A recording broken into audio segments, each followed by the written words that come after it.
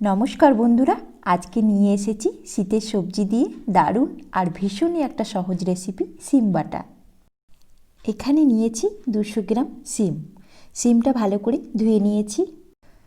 প্যানটা ভালো করে গরম করেই দিয়ে দিলাম 4 চা চামচ সর্ষের তেল।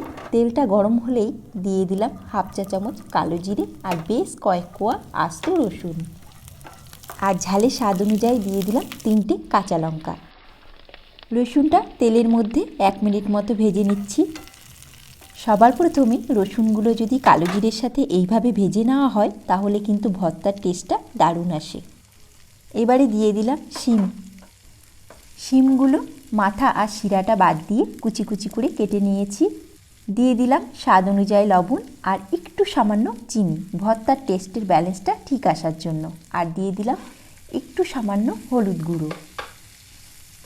এই সব কিছুকে ভালো করে নাড়াচাড়া করে মিশিয়ে নিচ্ছি। 10 মিনিটের জন্য ঢাকনা চাপা দিয়ে কম আঁচে রেখে সিমটা সিদ্ধ করে নেব।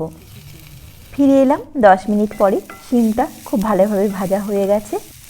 তবে সিমটা ভাজবার সময় কিন্তু আমি এখানে আলাদা করে কোনো রকম জল ব্যবহার করিনি।